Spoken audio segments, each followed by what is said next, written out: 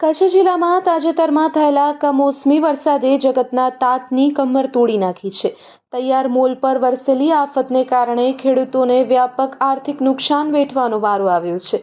આ ગંભીર પરિસ્થિતિને ધ્યાને લઈ ભારતીય કિસાન સંઘ દ્વારા સમગ્ર જિલ્લામાં તાલુકા મથકોએ આવેદનપત્ર આપી ત્વરિત સહાયની માંગ કરવામાં આવી છે। જે અંતર્ગત આજે ભુજ તાલુકા કિસાન સંઘ દ્વારા મામલતદારને આવેદનપત્ર સુપરત કરવામાં આવ્યું હતું।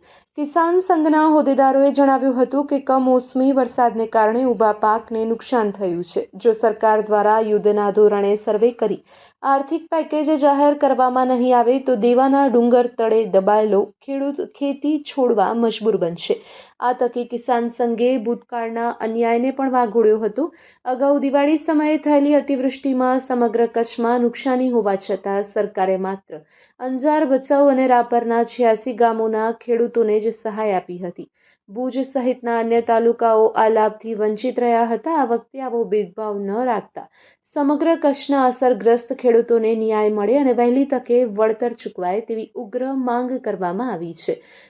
આવો આ અંગે વધુ સાંભળીએ ભુજ તાલુકા ભારતીય કિસાન સંઘના પ્રમુખ કાનજીભાઈ ગાગલના શબ્દોમાં।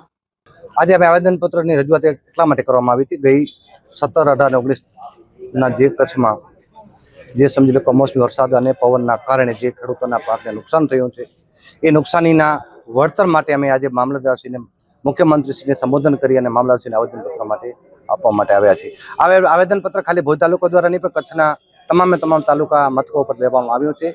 આગામી સમયમાં જો ખેતીને બચાવી હશે, ખેડૂતને બચાવવા હશે, રાષ્ટ્રને બચાવવું હશે તો ખેડૂતને બચાવવા માટે કંઈ ખેડૂત સામે સરકાર અને તંત્રને ધ્યાન દોરવા માટે આવ્યા છીએ। કદાચ અનુસંધાન તમને સારું લાગશે કે અત્યારે ખેતી બરાબર છે, પણ હકીકતમાં તંત્ર જ્યારે ગ્રાઉન્ડ લેવલ ઉપર ખેડૂતની વાડીએ જશે ત્યારે ખબર પડશે।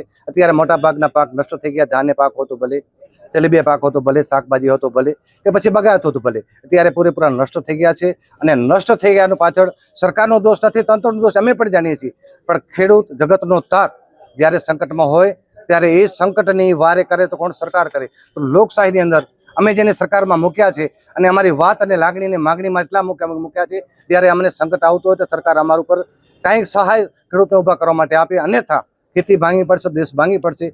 એટલા માટે આજે અમે આવ્યા છીએ અને તમારા માધ્યમથી કહી રહ્યા છીએ કે અમારી વાત વહેલી તકે સરકારશ્રીને પહોંચી કરે। ભૂતકાળની જો વાત કરીએ તો દિવાળી ઉપર જ્યારે કમોસમી વરસાદ આવ્યો ત્યારે સરકારે 10,000 કરોડની જે જાહેરાત કરી હતી એની અંદર આ ભુજ તાલુકાનો નહીં પણ કચ્છ જિલ્લાના 86 ગામના ખેડૂતોને બાદ કરતા બાકીના તમામ ખેડૂતોને એક પૈસો પણ સહાય પેટે મળ્યો નથી। ખેડૂતો જે તે વખતે મુશ્કેલીમાં હતા, અત્યારે પણ મુશ્કેલીમાં છે અને હવે જો સરકાર ધ્યાન નહીં આપે તો કદાચ ખેડૂત પરનો દીકરો ખેતી મૂકશે અને ખેતી મૂકશે તો આ જિલ્લો બરબાદ થઈ જશે। તો વહેલી તકે તંત્ર અને સરકારને વિનંતી કરીએ છીએ કે ખેડૂતોની કંઈક વાત સાંભળે।